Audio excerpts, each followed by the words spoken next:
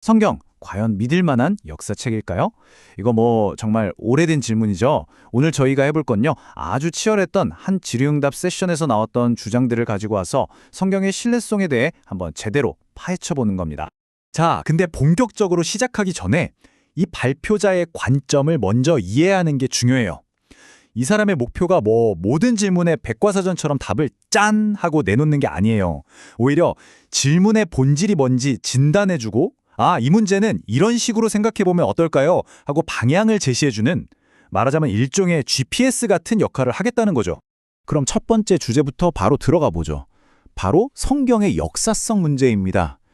연대표가 안 맞는다, 고고학적 증거가 없다, 이런 여러 비판들 앞에서 과연 성경이 역사 문서로서 믿을 만한가? 이 얘기를 한번 해볼게요. 자, 여기서 발표자가 딱 짚고 넘어가는 핵심 주장이 있어요. 바로 역사는 수학이 아니라는 겁니다. 생각해보세요. 2 더하기 2는 무조건 4잖아요. 100%죠. 근데 역사는 그게 아니라는 거예요. 여러 증거들을 퍼즐 맞추듯이 보면서 이게 가장 그럴듯한 설명이겠구나 하고 추론하는 거라는 거죠. 확률의 게임에 가깝다 할까요? 그러니까 이게 무조건 맞아 라고 하기보다는 좀 더 겸손해야 한다, 이런 이야기입니다. 이게 참 흥미로운 지점인데요.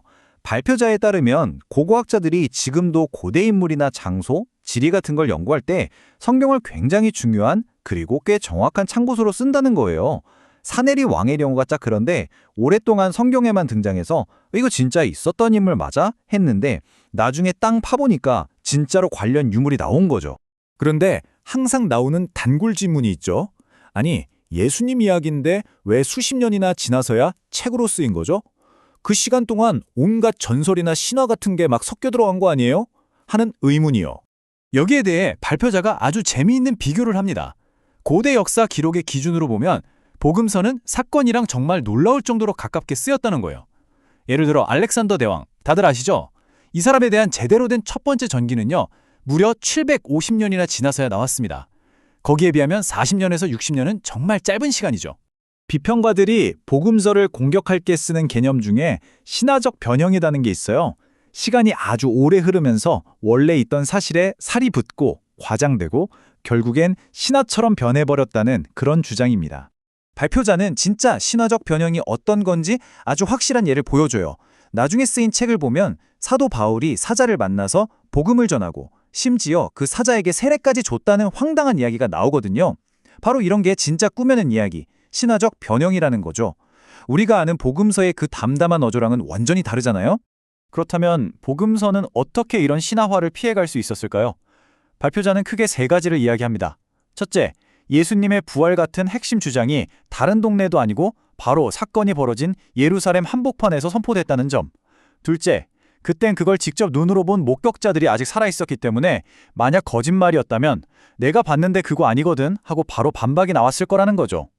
그리고 마지막으로 글쓴이들이 굳이 이름까지 안 밝혀도 되는 조연들의 실명을 꼼꼼하게 기록해뒀는데 이게 못 믿겠으면 저 사람한테 직접 가서 물어봐 하는 식의 자신감의 표현이었다는 겁니다.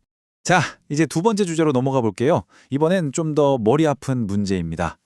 수천 년 전에 쓰인, 그것도 논리적으로 바로 이해하기 힘든 개념들이 막 나오는 이 복잡한 책을 도대체 어떻게 믿고 해석해야 하냐, 이겁니다. 발표자가 여기서 아주 중요한 원칙 하나를 제시하는데요. 바로 주해라는 겁니다. 말이 좀 어렵죠? 쉽게 말해 이끌어낸다는 뜻이에요. 내 생각을 성경에 집어넣어서 읽는 게 아니라 원래 저자가 그 시대, 그 상황에서 무슨 말을 하고 싶었던 건지를 텍스트 안에서 끄집어내는 거죠. 문맥이 얼마나 중요한지 보여주는 예시가 있어요. 히브리어로 엘로힘이라는 단어가 있는데 이게 하나님이라는 단수로도 번역되고 신들이라는 복수로도 번역될 수 있거든요.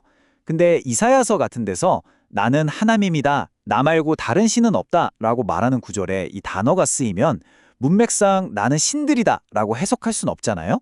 이처럼 앞뒤 문맥이 뜻을 명확하게 잡아주는 거죠. 근데 알겠습니다. 문맥이 중요한 건 알겠는데 삼위일체처럼 아무리 봐도 좀 역설적이고 우리 머리로는 도저히 이해가 안 되는 개념들은 대체 어떻게 받아들여야 할까요? 여기서 발표자가 정말 도발적인 말을 던집니다. 만약 당신이 신을 100% 완벽하게 이해할 수 있다면 그 신은 아마 당신 머릿속에서 만들어낸 신일 가능성이 높다고요. 생각해보면 그럴듯해요. 진짜로 우리 인간을 초월한 존재라면 우리가 가진 이 작은 머리로 그 모든 걸 다 파악할 수 없다는 게 오히려 당연한 거 아니겠어요? 그래서 삼위일체, 이 어려운 개념을 설명하려고 발표자가 HANDS라는 일종의 기억하기 쉬운 앞글자 모음을 가져왔어요. H는 honors, 영예, A는 attributes, 속성, 이런 식인데요. 핵심은 뭐냐면 성경을 보면 성부, 성자, 성령 이 셋이 전부 다 오직 야훼 하나님만 가질 수 있는 특징들, 그러니까 그 영예나 속성, 이름, 행적, 그리고 보좌까지 공유하고 있다는 걸 보여준다는 겁니다. 예를 들면 경배는 하나님한테만 하잖아요. 근데 성경에선 예수님도 경배를 받으시거든요. 바로 이런 식으로요.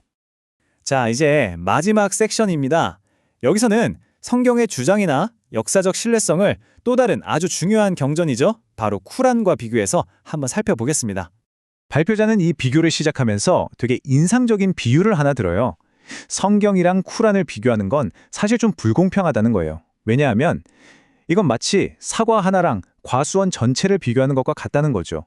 성경은 1600년이란 긴 시간 동안 40명이 넘는 저자들이 쓴 66권의 책을 모아놓은 말 그대로 과수원 같은 거고요. 반면에 쿠란은 한 시대, 한 장소에서 한 명의 저자가 쓴 딱 한 권의 책, 즉 사과라는 겁니다. 이 표를 보시면 발표자가 짚어낸 핵심적인 차이들이 딱 보입니다. 가장 큰 게 십자가 처형 사건이죠. 성경에서는 이게 기독교의 심장과도 같은 핵심 사건이라고 말하는데 쿠란에서는 아예 그런 일이 없었다고 부인합니다.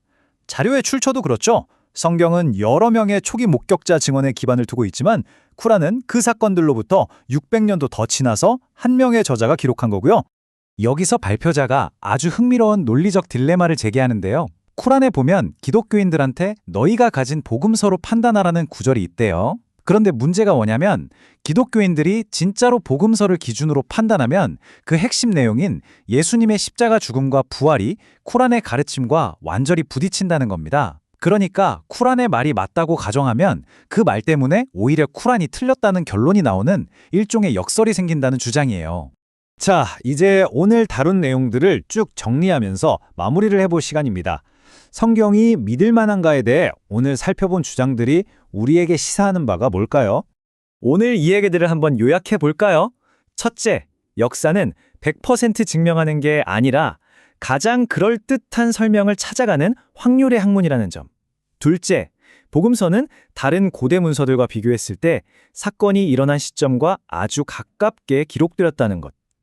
셋째, 성경을 제대로 해석하려면 내 생각을 집어넣는 게 아니라 원래 저자의 문맥을 이해해야 한다는 것.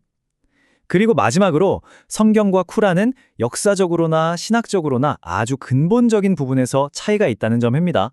마지막으로 발표자는 예수의 죽음이라는 역사적 주장이 신자들에게 어떤 의미를 갖는지 아주 강렬한 비유 하나로 설명합니다. 한 목사님이 아들에게 물었대요. 아들아, 트럭에 직접 치이는 거랑 트럭 그림자에 치이는 거랑 뭐가 낫겠니? 아들이 당연히 그림자요 라고 했겠죠. 그러자 목사님이 이렇게 말했답니다. 그래, 예수님이 우리 대신 저 트럭에 치이셨기 때문에 우리는 그냥 그 그림자만 스쳐갈 수 있게 된 거란다. 자, 그럼 마지막으로 여러분께 이 질문을 한번 던져보면서 오늘 이야기를 마칠까 합니다. 수천 년 전에 일어난 일에 대해 과연 어느 정도의 증거가 있어야 우리는 충분하다고 말할 수 있을까요? 그리고 이 역사적 증거라는 것과 우리 각자의 믿음은 또 어떤 관계를 맺어야 하는 걸까요? 한번 생각해 볼 만한 문제인 것 같습니다. 오늘 저희가 준비한 내용은 여기까지입니다. 함께 해주셔서 감사합니다.